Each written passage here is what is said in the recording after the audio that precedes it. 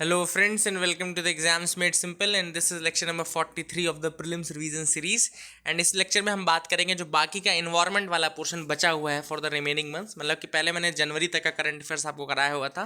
Feb March और अप्रैल वाला जो पार्ट बचा हुआ है अभी वो कंप्लीट करेंगे इस वीडियो में अपन। तो सबसे पहले जो न्यूज़ है वो है melting of the Antarctica Thwaites glacier. तो एंटार्क्टिका का एक ग्लेशियर है, एक्चुअली वेस्टर्न एंटार्क्टिका का पार्ट है थ्वाइट्स ग्लेशियर या फिर उसको डूम्सडे ग्लेशियर भी कहा जाता है। तो डूम्सडे ग्लेशियर जो है वो बहुत ज़्यादा स्पीड से कहना चाहिए मेल्ट हो रहा है and because of its melting it has a very high potential to speed up the global sea level rise. तो सी लेवल को बहुत ज़्यादा ये बढ़ा सकता है। तो इसी कारण से जो यूनिवर्सिटी ऑफ गॉथेनबर्ग है जो कि आपके स्वीडन की एक यूनिवर्सिटी है, उसने रिसर्चर्स को भेजा है कि वो जाएं सबमरीन में और इस थ्वाइट्स ग्लेशियर को स्टडी करें। थोड़ा सा मैं आपको मैप बेस्ड लोकेशन भी दिखाना चाहता हूँ of this Thwaites glacier. Let me show you that also. तो यहाँ पे अगर आप देखें this is the Antarctica map, तो आपको दिख रहा होगा this is the Antarctica map and यहाँ पे आपको वेस्टर्न एंटार्क्टिका में ये थ्वाइट्स ग्लेशियर दिख रहा होगा। दिस इज़ द थ्वाइट्स ग्लेशियर वाला पोर्शन, ठीक है ना। तो ये एंटार्क्टिका है साउथ पोल पे, इधर वेस्टर्न एंटार्क्टिका में आपको थ्वाइट्स ग्लेशियर देखने को मिलेगा। आगे मूव करते हैं। 3 branded rose finch new bird species in India. तो अब एक नई स्पीशीज़ बर्ड स्पीशीज़ मिली है। तो ये डिस्कवरी जो हुई है वो बॉम्बे नेचुरल हिस्ट्री सोसाइटी ने की है। बॉम्बे नेचुरल हिस्ट्री सोसाइटी ने डिस्कवरी की है और कहाँ पे की है, तो कॉनीफेरस फॉरेस्ट है अरुणाचल प्रदेश के। तो अरुणाचल प्रदेश के कॉनीफेरस जो फॉरेस्ट हैं वहाँ पर ये डिस्कवरी हुई है एक नई बर्ड स्पीशीज़ की जिसको हम बोलते हैं 3 banded rose finch. 3 banded rose finch, remember this name, 3 banded rose finch का। And this is as per the Bombay Natural History Society. Bombay Natural History Society के बारे में आपको एक फैक्ट बता दूं कि ये 1883 में बना था। It's an non governmental organisation जो कि बायोडाइवर्सिटी रिसर्च की फील्ड में काम करते हैं and it was formed in 1883, 1883 में बना था। इसका जो बेसिक हेडक्वार्टर कहना चाहिए वो हॉर्नबिल हाउस आपका मुंबई में लोकेटेड है, ठीक है ना। एंड कई लोग इसमें इंक्लूडेड रहे जैसे कि ऑर्निथोलॉजिस्ट सलीम अली इसमें इंक्लूडेड रहे हैं। ऑर्निथोलॉजिस्ट जो कि बर्ड्स को स्टडी करते हैं सलीम अली वो इसमें इसके मेंबर रह चुके हैं। और BNHS यानी बॉम्बे नेचुरल हिस्ट्री सोसाइटी आपका 1883 में फॉर्म्ड नॉन गवर्नमेंटल ऑर्गेनाइजेशन है, ठीक है ना। तो ये भी आपको याद रखना है। अगला है endangered Irrawaddy dolphins count increase in Chilika lake. तो इंडेंजर्ड जो इरावदी डॉल्फिन्स उनका काउंट इंक्रीज हो गया है चिलिका लेक में। ये अभी 4-5 दिन पहले कुछ करंट अफेयर्स में जब हिंदू में आया था तो भी मैंने आपको काफ़ी अच्छे से पढ़ाया था। जो इंक्रीज का मेन रीज़न बताया जा रहा है वो है कि चिलिका डेवलपमेंट अथॉरिटी जो इसने काफ़ी स्टेप्स लिए हैं चिलिका डेवलपमेंट अथॉरिटी ने for increasing the number of Irrawaddy dolphins in that. Chilika lake के बारे में बताओ तो it is the world second largest lagoon. It is the world second largest lagoon and in 1981 the lake was designed as the first Ramsar site of India. ये India की पहली Ramsar site के रूप में डेजिग्नेट की गई थी। The main attraction of the Chilika lake is the Irrawaddy dolphins only. Main जो अट्रैक्शन है चिलिका लेक का वो इरावदी डॉल्फिन्स ही हैं। They are often spotted and एक आइलैंड है फेमस वहाँ पे Satapada island. There is a Satapada island located in Chilika lake only, that is very famous for this. And Nalabana island, एक नलाबना आइलैंड भी है, that is also in the lake and it was declared as a bird sanctuary in 1987। इसको bird sanctuary के रूप में declare किया गया था in 1987, the Nalabana island. Remember this name as well, ठीक है ना। तो नलाबना आइलैंड कहाँ लोकेटेड है, चिलिका लेक में ही है, जिसको क्या डिक्लेयर किया गया था 1987 में, बर्ड सेंचुरी के रूप में डिक्लेयर किया गया था। अगली जो न्यूज़ है वो है KVIC का रीहैब प्रोजेक्ट। सबसे पहले तो आपको याद रखना है कि रीहैब प्रोजेक्ट किसने स्टार्ट किया है, तो KVIC का प्रोजेक्ट है। अब ministry of road transport and highways जो है श्री नितिन गडकरी, उन्होंने कहा कि रीहैब प्रोजेक्ट जो KVIC का प्रोजेक्ट है वो एक सक्सेसफुल प्रोजेक्ट रहा है, that has been a successful project. इसका जो इम्प्लीमेंटेशन किया गया था अभी वो नगरहोल नेशनल पार्क में किया गया था। नगरहोल नेशनल पार्क में आपको बता दूं कि ये कर्नाटका में लोकेटेड है। नगरहोल नेशनल पार्क कहाँ पे लोकेटेड है, कर्नाटका में लोकेटेड है। तो सबसे इंपॉर्टेंट चीज़ कि वहाँ पे एक काफ़ी सक्सेसफुल प्रोजेक्ट रहा है जिस कारण से इसको अब अलग स्टेट में जैसे कि उड़ीसा, वेस्ट बंगाल, झारखंड, असम, छत्तीसगढ़, तमिलनाडु एंड केरला में भी इंप्लीमेंट करने की बात ministry of road transport and highway Shri Nitin Gadkari का कहना है। रीहैब प्रोजेक्ट का फुल फॉर्म क्या है मैं आपको बता दूं। रीहैब प्रोजेक्ट है reducing elephant human attacks using बीज। तो ह्यूमन एलिफेंट कॉन्फ्लिक्ट को कम करना है बेसिकली बीज का प्रयोग करके। कैसे करते हैं मैं बता दूं, सिंपल सी टेक्निक रहती है। बीज का यूज़ किया जाता है, उसकी जो हमिंग साउंड्स है उनसे जो है जो एलिफेंट्स उनको दूर रखा जाता है from the human settlements and all, है ना। रेलवे का भी एक प्रोजेक्ट चल रहा था बेसिकली जिसमें रेलवे की पटरियों से भी दूर रखा जाता है, ठीक है ना। And rehab project is basically reducing the elephant human attacks. Elephant human जो कॉन्फ्लिक्ट है उनको कम करने के लिए बेसिकली कहना चाहिए कि ये किया जा रहा है। तो इस प्रोजेक्ट को याद रखिएगा, केवीआईसी का प्रोजेक्ट है, ठीक है ना। थोड़ा सा फैक्ट मैं आपको जरूर बताना चाहता हूँ कि केवीआईसी जो है कि स्टैट्यूटरी बॉडी है जो कि 1957 में बनी थी। याद रखिएगा, केवीआईसी एक स्टैट्यूटरी बॉडी है जो कि 1957 में बनी थी।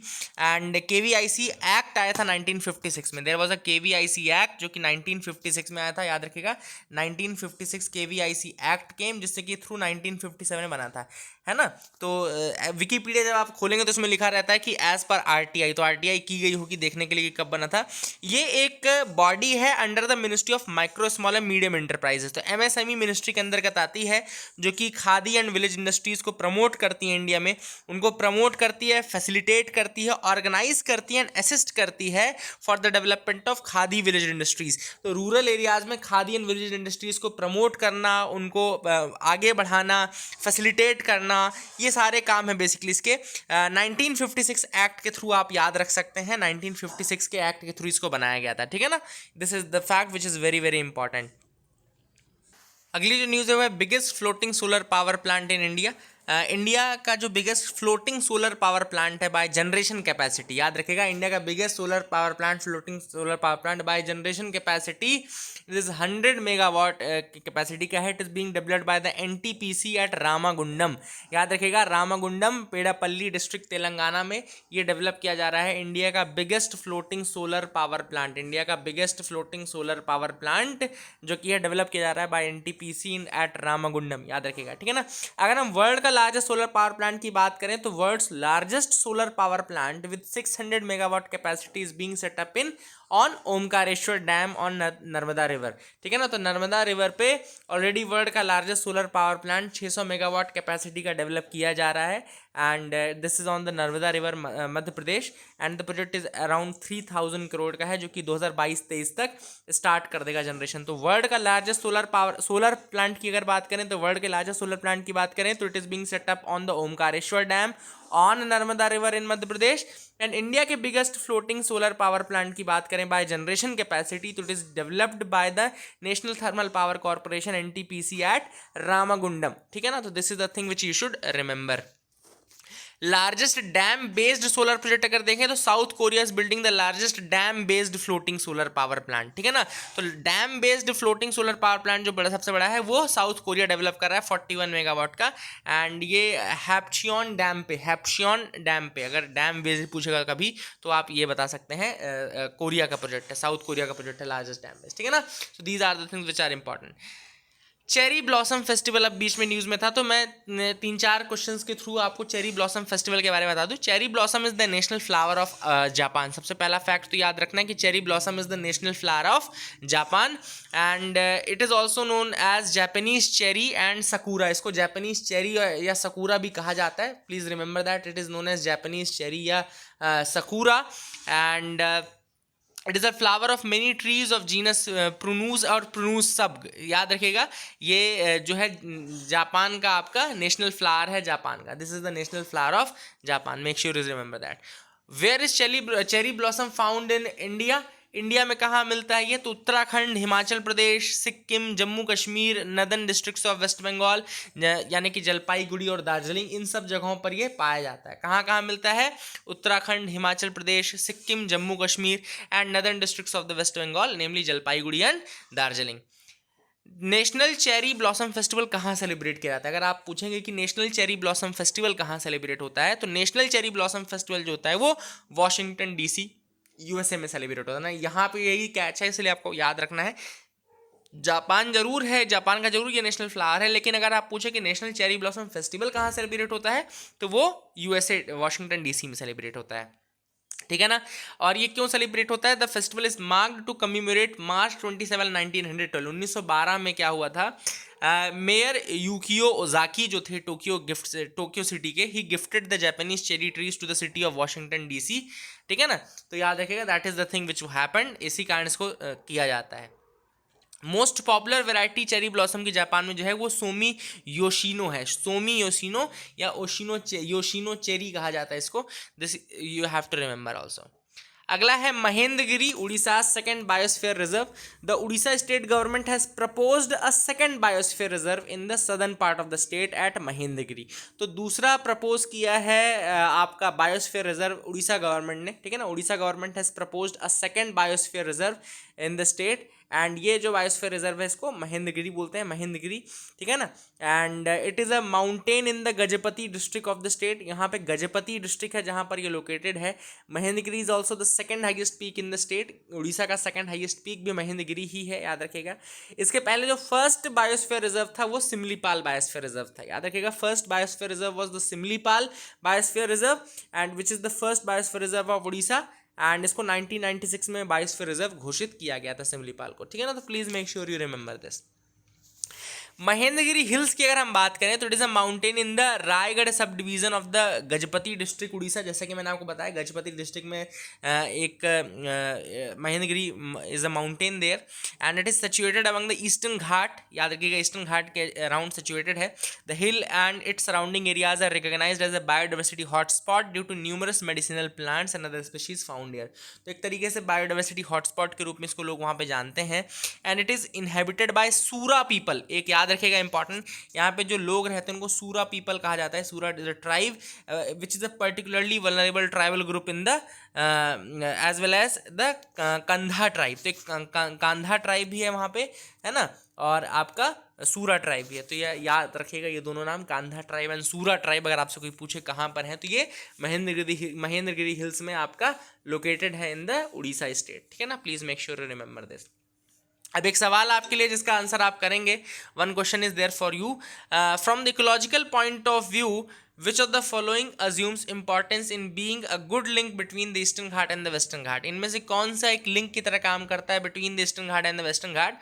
First is A is Sathyamangalam tiger reserve, B is Nallamala forest, C is Nagarhole national park, या D Seshachalam biosphere reserve. This is a question to you, please make sure you answer this question in the comment section below. अगला है global wind report 2021, global wind report 2021। तो global wind report 2021 जो है recently publish की गई थी by global wind energy council. याद रखिएगा ग्लोबल विंड एनर्जी काउंसिल है जिसने कि ये रिपोर्ट निकाली। याद रखिएगा ग्लोबल विंड एनर्जी काउंसिल ने ये रिपोर्ट निकाली, ग्लोबल विंड रिपोर्ट 2020 सॉरी। इस रिपोर्ट के according as per the report total global wind power capacity is up to 743 gigawatt now. जो ग्लोबल विंड कैपेसिटी है अभी प्रेजेंटली वो 743 गीगावाट है, and this is helping the globe to avoid over 1.1 billion tonnes of CO2 annually. तो annually लगभग 1.1 billion tonnes of CO2 को ये prevent कर रही है। It is equal to annual carbon emissions to of South America, मतलब कि पूरे साउथ अमेरिका के जितना कार्बन एमिशन हो रहा है उसको प्रिवेंट करने के लिए ये विंड पावर जो है वो सफिशिएंट है। तो याद रखेगा this is the very important thing, and wind power को प्रमोट करना भी चाहिए। This is the thing which we should all promote. India ने काफ़ी ज़्यादा टारगेट्स रखे हुए हैं, जैसे 175 गीगावाट का टारगेट रखा था हमने 2022 तक, उसके बाद अब हमने 450 गीगावाट का रखा है बाय 2030। तो वो सब चीज़ें इंपॉर्टेंट है, याद रखेगा इसको, ठीक है ना। What are flexible fuel vehicles? Flexible fuel vehicles क्या होते हैं? तो it is also called as dual fuel vehicle. इनको डुअल फ्यूल व्हीकल या फ्लेक्स फ्यूल व्हीकल्स भी कहा जाता है। These are the alternative fuel vehicles which comprises of the internal combustion engine which runs on more than one fuel. तो इसके जो internal combustion engine रहते हैं ये डुअल फ्यूल पे यानी कि मोर देन वन फ्यूल पे काम करने के लिए बनाए जाते हैं। This is the importance of this कि ये डुअल फ्यूल पे या कहना चाहिए मोर देन वन फ्यूल पे ये काम करने के लिए बनाए जाते हैं। तो it usually runs on the gasoline blended with either ethanol और मिथेनॉल फ्यूल। तो ये ब्लेंडेड जो फ्यूल है ना, ब्लेंडेड फ्यूल को यूज़ किया जा सकता है, जैसे जिसमें आपने इथेनॉल की ब्लेंडिंग कर दी है। इथेनॉल ब्लेंडिंग वाले फ्यूल्स अगर यूज़ होने लगेंगे तो उससे काफ़ी कुछ आपका एमिशन भी कम होगा, और जो आपकी डिपेंडेंस है दूसरी कंट्रीज में फॉर द ऑयल इम्पोर्ट्स वो भी डिक्रीज होगी, ठीक है ना। तो ये भी एक इंपॉर्टेंट चीज़ है flexible fuel. March 21 the International Day of Forest. तो International Day of Forest is basically observed by United Nations on March 21, and this day they commemorate the green cover across the world, highlighting the importance. इस बार की जो theme थी वो थी forest restoration, a path to recovery and well-being. A path to recovery and well-being. This was the theme of this year's your International Day of Forest, which was on March 21. ठीक है ना, याद रखिएगा। New vehicle scrapping policy highlights. अब new vehicles scrapping policy आई थी recently, तो union minister of road transport and highways ने ही ये पॉलिसी लेकर के आए। एंड उन्होंने हाईलाइट किया कि मतलब व्हीकल्स अगर पुराने हैं, लगातार उनका यूज़ अगर आप करते रहेंगे तो उससे काफ़ी कुछ आपका पोल्यूशन बढ़ता है, बहुत ज़्यादा पोल्यूशन भी बढ़ता है, बहुत ज़्यादा वो एक तरीके से आपकी कमर्शियल और इकोलॉजिकल दोनों ही एक तरीके से आपको नुकसान को पहुंचाते हैं, ठीक है ना। देन इसके अकॉर्डिंग जो है, according to 17 lakh medium and heavy commercial vehicles ऐसे हैं जो कि 15 साल से ज़्यादा पुराने, तो इसमें जो टारगेट किया गया है वो 15 और 20 साल के ही व्हीकल्स को टारगेट किया गया है। So the union minister highlighted that this scrapping policy will bring a transformational changes. क्या क्या चेंजेस हैं देखो, आपको दिख रहा है, under this policy personal vehicles will have to undergo the fitness test at an automated centre after 20 years of use. तो 20 सालों के बाद जो पर्सनल व्हीकल्स रहेंगे they will have to undergo the fitness test at the automated centers. The commercial vehicles will have to undergo the fitness test after 15 years, and if the vehicles fail to pass the fitness test for 3 times, the owners would not be able to drive it on the road. तो अगर ये काफ़ी important जो बनाया गया है कि अगर ये फेल होते हैं और अगर फेल हो गए 3 बार फिटनेस टेस्ट को, तो फिर क्या होगा, ये आपके काम नहीं करेंगे, ठीक है ना। That is the thing which is important. तो ये दोनों क्राइटेरियाज आप याद रखिएगा, for the personal vehicles and for the commercial vehicles, दोनों के अलग अलग क्राइटेरियाज हैं, ठीक है ना। 15 साल और 20 साल का criteria. CSIR NIO launches project to map the genetic diversity in the Indian Ocean। याद रखिएगा CSIR NIO एक जो इंस्टीट्यूट है, नेशनल इंस्टीट्यूट ऑफ ओशियानोग्राफी, CSIR का इंस्टीट्यूट है, गोवा में लोकेटेड है। इसने लॉन्च किया है ट्रेस बायोमी प्रोजेक्ट। याद रखिएगा ट्रेस बायोमी प्रोजेक्ट, यानी कि ट्रेस बायोम या ट्रेस बायोमी, जो भी आप पढ़े, ट्रेस बायोम भी आप बोल सकते हैं। So this is in order to map the genetic diversity of the organisms. तो जेनेटिक डाइवर्सिटी ऑर्गेनिजम्स की ट्रेस करने के लिए प्रोजेक्ट है। This project is supported by CSIR. It would help in mapping the effects of micronutrients apart from tracing the metals deposited in the Indian Ocean. Indian Ocean में deposit होने वाले metals and mapping of the micronutrients दोनों में ही काम करेगा this trace biome, याद रखेगा। It will also forecast the extensive sampling of water plankton, sediments and several organisms in different parts of the Indian Ocean. क्या करेगा, फोरकास्ट भी कर सकते हैं बेसिकली आप इस प्रोजेक्ट के थ्रू। न्यूट्रिएंट्स, माइक्रोन्यूट्रिएंट्स जितने उसमें अलग अलग जेनेटिक मटेरियल्स हैं, ये सारी चीज़ों को ट्रेस करने के लिए CSIR NIO, CSIR यानी कि नेशनल इंस्टीट्यूट ऑफ ओशियानोग्राफी, गोवा ने ये लॉन्च किया है basically, and trace biome project basically, that is the thing. Supreme court suggestion on saving the great Indian bustard. Supreme court का सजेशन है on saving the great Indian bustard. The supreme court of India has given it's suggestion in the behalf of the critically endangered great Indian bustards. अभी आज मैंने आपको news बताई थी जिसमें मैंने बताया था कि राजस्थान का नेशनल बर्ड है ग्रेट इंडियन बस्टर्ड, जो है राजस्थान की नेशनल बर्ड भी है, और इसको 2011 में क्रिटिकली इंडेंजर्ड भी किया गया था by the IUCN। This is under the critically endangered category and it is कहना चाहिए अपेंडिक्स 1 जो है वाइल्ड लाइफ प्रोटेक्शन एक्ट का, schedule 1 species under the wild life protection act of 1972, ठीक है ना। तो साइंटिफिक नेम जो इंडियन बस्टर्ड का होता है वो आर्डियोटिस निग्रिसेप्स होता है। Ardeotis nigriceps is the name of its, कहना चाहिए इसका साइंटिफिक नेम है, ठीक है ना। शेड्यूल 1 है Indian wild life protection act 1972 का ये, और अपेंडिक्स 1 है साइट्स का, क्रिटिकली इंडेंजर्ड है as per the IUCN and national wildlife action plan 2002 से 2016 के अंतर्गत इसको प्रोटेक्ट करने के लिए भी कहा जाता है, ठीक है ना। तो ग्रेट इंडियन बस्टर्ड्स के बारे में आपको ये सारी चीज़ें याद रखनी है। These are the facts, this is how it looks. Great Indian bustard is one of the largest flying birds around in the world. तो it is one of the largest flying birds found in the world. Rat hole mining, अब rat hole mining news में थी। अब rat hole mining क्यों news में थी, अभी आपको सबको पता होगा कि rat hole mining was in news because of the Meghalaya episode. Meghalaya में किस तरीके से माइन आपकी ब्लास्ट हुई और उसमें किस तरीके से नुकसान हुआ, काफ़ी लोग मारे गए, 22 से 23 लोगों की मौत भी हुई है। रैट होल माइनिंग ऑलरेडी बंद की जा चुकी, इट इज़ प्रोहिबिटेड, याद रखिएगा। Rat hole mine involves digging of very small tunnels. जब आप बहुत छोटे छोटे टनल्स को डिग करते हो, है ना, एंड 3 to 4 फीट डीप आप टनल्स को डिग करते हो, एंड चिल्ड्रंस इनका यूज़ भी किया जाता है, बहुत कम उम्र के बच्चों का यूज़ किया जाता है in order to enter into that tunnel. And दो तरीके से होती है, साइड कटिंग और बॉक्स कटिंग के थ्रू। याद रखिएगा, रैट होल माइनिंग दो तरीके से होती है, साइड कटिंग के थ्रू एंड बॉक्स कटिंग के through.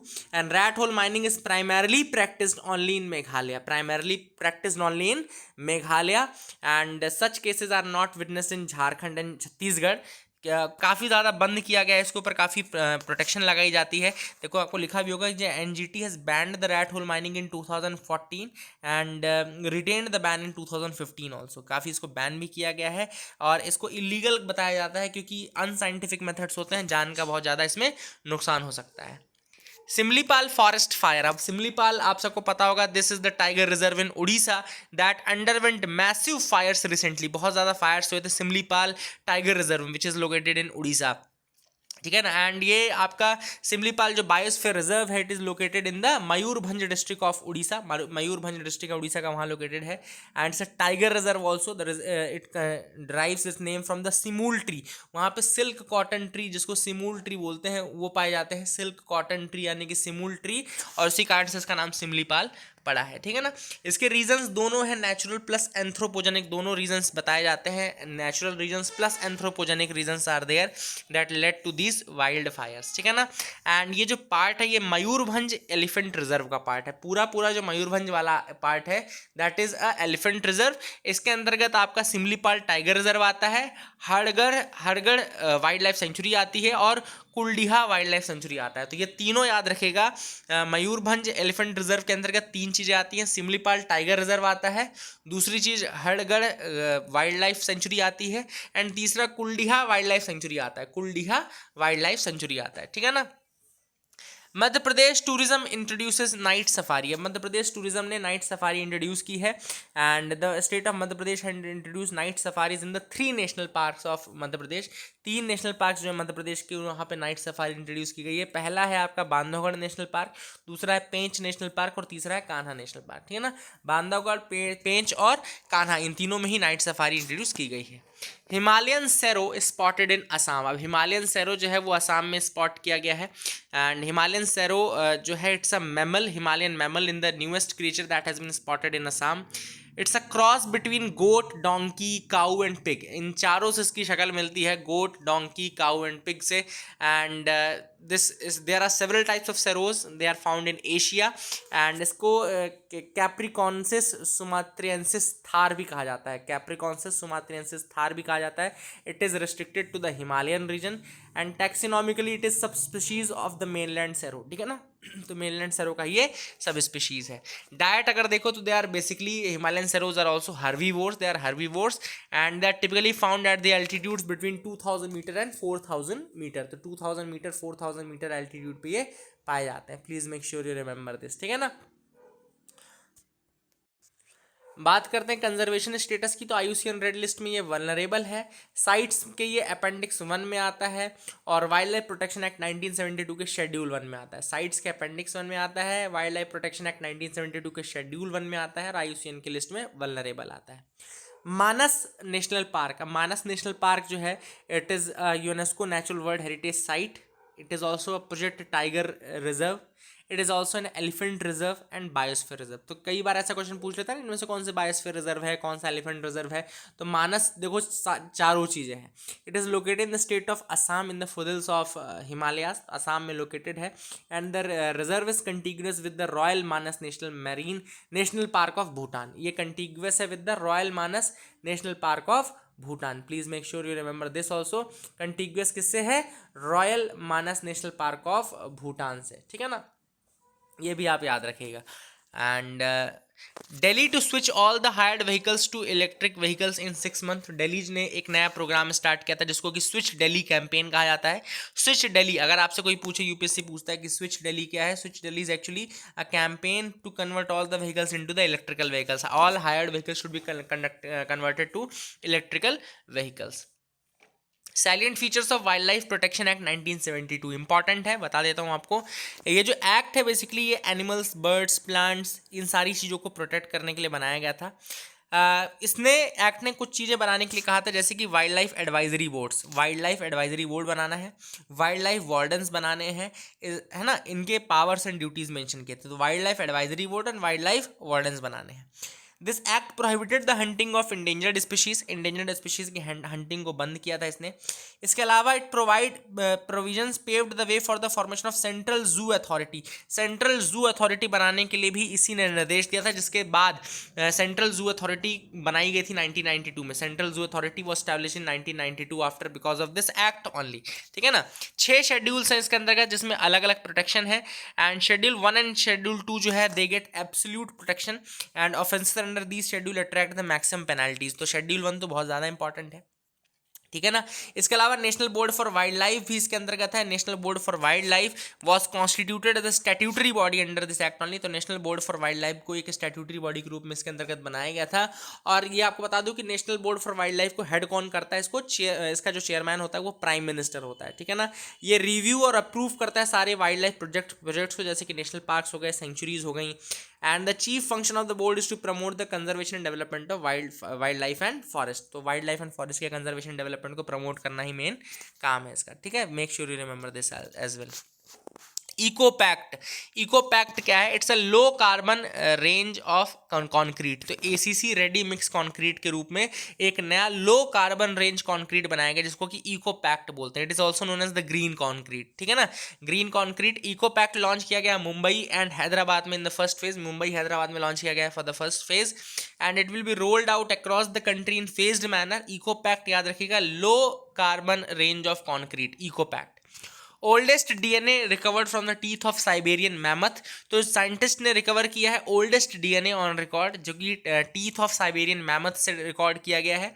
And this DNA was extracted from the molars of the mammoths, molar जो मैमथ है, एंड नॉर्थ ईस्टर्न साइबेरिया से 1.2 मिलियन ईयर्स अगो के ये डीएनए मिले हैं। And these mammoths were among the large mammals who dominated the ice age landscape. तो ice age में इन्होंने डोमिनेट किया था, ठीक है ना।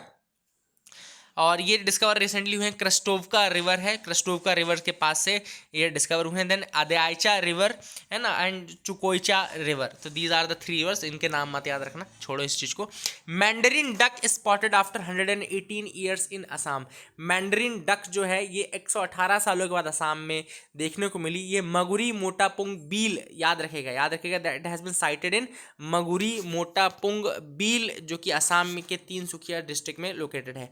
मगुरी मोटापुंग व्हील जो है ये एक वेटलैंड है, and it is an important bird area declared by the Bombay Natural History society. BNHS ने इसको एक इंपॉर्टेंट बर्ड एरिया के रूप में डिक्लेयर किया है, which is located close to the Dibru Saikhowa national park, जो असम में है, दिब्रू साइखोवा, उसके पास ही ये है, याद रखिएगा। मगुरी मोटापुंग व्हील एक वेटलैंड है, and the wheel was adversely affected by blow out and fire eight an oil India limited owned gas well. एक गैस वेल में ब्लो आउट और फायर हुआ था, जिस कारण कि काफ़ी वेटलैंड को नुकसान भी पहुंचा है, ठीक है ना। ये आपकी मैंडरिन डक है, जिसको आप देख सकते हैं, this is the mandarin duck, है ना। एक्स गैलेरी क्यूलाटा इसका साइंटिफिक नेम है। First identify by Swedish botanist, physician and geologist Carl Linnaeus in 1758। Mandarin duck को किसने डिस्कवर किया था? Carl Linnaeus in 1758। ये एक इंपॉर्टेंट चीज़ है। It is consider one of the most beautiful ducks in the world, याद रखेगा, and this is the thing which is important, ठीक है ना। Jalabhishekam water conservation campaign. तो union defence minister Rajnath Singh ने इनॉग्रेट किया 57,000 water structures under the Jalabhishekam water conservation campaign. तो water conservation campaign के अंतर्गत जलाभिषेकम वाटर कंजर्वेशन कैंपेन है, जिसको कि किसने? यूनियन डिफेंस मिनिस्टर ने किया, ठीक है ना। And the conservation work will help to achieve the goal of water conservation. Madhya Pradesh में ये लॉन्च हुआ है जलाभिषेकम, याद रखिएगा, मध्य प्रदेश में लॉन्च किया गया है जलाभिषेकम प्रोजेक्ट, और इसको फिर आगे लेकर के जाया जाएगा। आई होप कि एक प्रोजेक्ट के रूप में है, जिसको कि आगे फिर दूसरे स्टेट्स में भी लागू किया जा सकता है जलाभिषेकम को, ठीक है ना। Make sure you remember that. So that is it for this video. I hope you liked our video. Please do like, share, subscribe. Thank you and have a nice day.